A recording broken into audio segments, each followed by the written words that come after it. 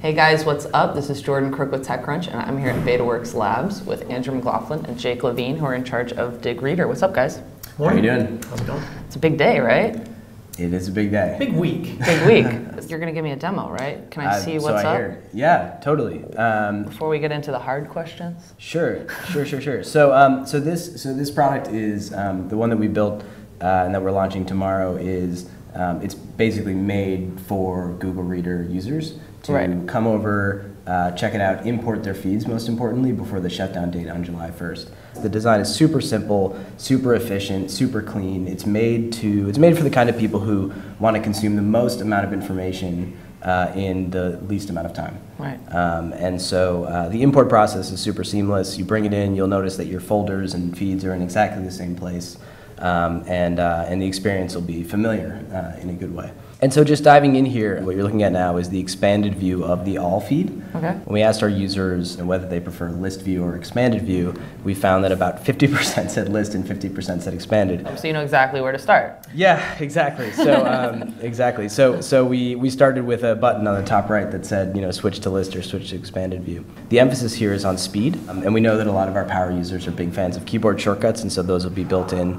Those are built in for launch. So the usual sort of J and K still work here. What I'm most proud of in this experience and that the dev team got done in time was just the speed with which you can power through feeds here. When we set out to build a reader, it's basically one piece of a kind of like an architecture of consumption that we want to build that is designed to pull signal out of this very noisy, cacophonous flood of stuff that's coming at you every day on the internet. So in the product that we're launching this week, we have the very first kind of baby step in that direction, which is we've got a popular sort. So you can, so we're scoring your last sort of 1,000 or so items, and we're scoring them against a bunch of social signals that are designed to tell us what things are popular out in the internet right now. So it's universal popularity across the internet in the English language. So it's only one little flavor of what we think we need to build eventually. And next step will be to allow you to see what's popular in your social circles. Mm-hmm. And so that's something we've already built called news.me, which uses the Twitter social graph to pull out what's interesting among your connections there. And then beyond that, we also want to be able to tell you what's most likely to be interesting to you based on what you follow, what you've clicked on, what you've liked, what you've tweeted, what you've shared into Facebook. We very much don't think that kind of RSS is the be-all and end-all of feeds. Mm-hmm. So you mentioned your Twitter feed or your Facebook stream, and we'd like to be able to pull out, the set of URLs that are being shared through your Twitter stream, treat that as a feed, even though it's not RSS, and then let you use our ranking algorithms to be able to say, like, out of all the things shared in Twitter today, over the last week, over the last year, what are the biggest ones globally? What are the biggest ones in New York? What are the biggest ones in my social circles? What are the ones that are most likely to be interesting to me? What about the other kind of Betaworks properties? There's Chartbeat, there's Bitly, there's obviously Digg, Tapestry. There's so much going on at Betaworks around content, whether it's consumption or creation or what have you. How are these various products, not just the Digg kind of suite of products, but how are these other products going to integrate and work with Digg Reader? So on one level, we want to be careful to be sort of like neutral. So for example, like Instapaper is in Betaworks, but we're going to treat Pocket and Readability and Flipboard, all exactly the same. We're not going to try to tilt people towards one of our products. You're not going to pull a Google and make it only Google Plus? Exactly. You must use your AOL login. So in that sense, it sort of doesn't matter, right, in terms of integration. If we decide to make it, to sort of integrate with one reader, we'll do it for all. If we make when we make our API available, it'll be open to everybody. We're not going to have privileged access. But I do think it allows us to do two things. So having these companies under the Betaworks umbrella. One is we get access to the talent at Bitly to be able to talk to them about what Bitly data could do for us and then set up a business relationship that makes sense for both companies, because after all, it's an independent company. Right. But it just means that we're more aware and more conscious, and I hope we'll be a little bit more aggressive at taking advantage of some of the cool features and capabilities that we can bake out of these companies. The other is that we've got some really interesting little products, like you mentioned Tapestry. I would love to make Tapestry, render beautifully in our reader, just because it's kind of like a cool thing, and it'd be neat to be able to discover every new Tapestry that gets published, which is not a huge volume these days, and have it be as clickable and accessible in our reader as it is elsewhere. And just having those people working in the same office as us makes it kind of easier to figure that out and easier to work through the kinks and so forth. That's what I'm excited about. So what were some of the biggest challenges in this last 3 months? And I know you said your roadmap's really over the next year. There's going to be a lot that's changing, and obviously then you'll launch a full premium product as well. But what have been kind of the biggest challenges in building a reader? I know that infrastructure is probably one of the biggest ones. Yeah, it's the it's certainly the invisible things. The things that that people sort of take for granted, like the speed and the reliability of Google Reader. Comes with an incredible infrastructure at Google, and so getting to a point where this product is this fast and this stable with a team of 2 back-end engineers, I think is something that the development team deserves like a ton of kudos for. Right. And we're super proud of them and excited for the product.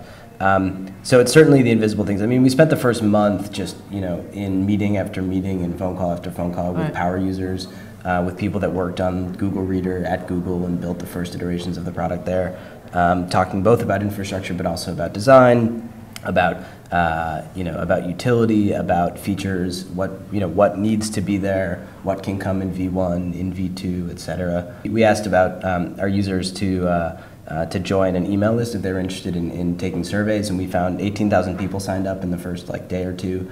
And so we sent out a handful of surveys to those people and consistently got over 8,000 responses to a 3-page survey, which was shocking. But I think it also speaks to the degree to which these users care about this product and want to see it work. And so that data was invaluable in our sort of development process and design process. And the people that took it should be proud to know that sort of their efforts contributed to what they see here today. Google Reader is dying. It's going to be gone. You guys have some competitors in the mix. Some of them have been around for a long time, been competing kind of against the behemoth, and they're ready to take the stage now too. I mean, who do you consider your top competitors? I don't think that you really think of Flipboard as one of them, right? Flipboard is for a different audience right now. Who are your biggest competitors, and how do you beat them? What are you going to do? So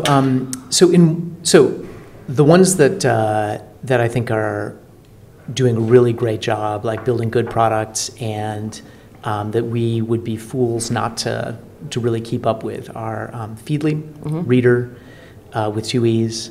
I think Flipboard, even though it visually is really different, it's still trying to serve that active consumption. We'd be foolish not to pay close attention to that. One of the things they're doing very nicely, for example, is making it possible to log into your subscriptions to places like the New York Times and see that content in full on their platform.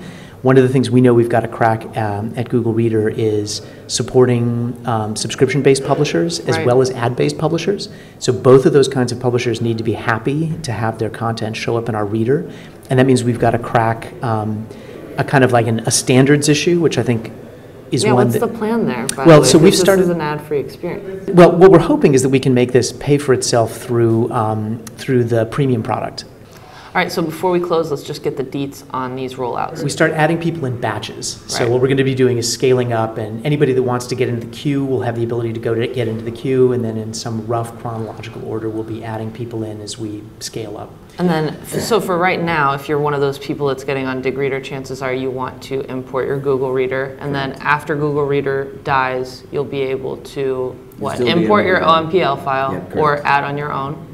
Correct. And then when do we expect the iPhone apps and stuff to be ready? iPhone apps launch this week. They're both launching. And then Android, what's the plan maybe 3 for weeks. Okay. We're just a little behind on the Android schedule. We would hope to have it done this week, but it took us longer than expected. Betaworks has historically not been an Android shop. We've historically been like an iOS, iPhone shop. And that's so Patrick tells me. Yeah, it's one of the things we're trying to get better at, both at Digg and kind of in Betaworks in general. And this is one of the first sort of really significant Android apps that we've built sort of from scratch. And so it's been a little bit of a learning process for us, but we think it's going to be pretty awesome and worth the wait. And for the record, we're not rolling it out to we're not rolling it out slowly because we want like to maximize hype. We're rolling it out slowly because like we want it to work for everyone when they come in. So thanks to everyone for being patient, and everyone should have access by Tuesday night, Wednesday morning latest. Can I have access by like right now? Can you make that work? I came here. We can leave it on this computer and we can play around with Andrew's account. I would love to play around with your feed. That would be great. Yeah. Okay. Well, thank you guys so much. I really appreciate it. Thank you. All right. That's it for Digg Reader.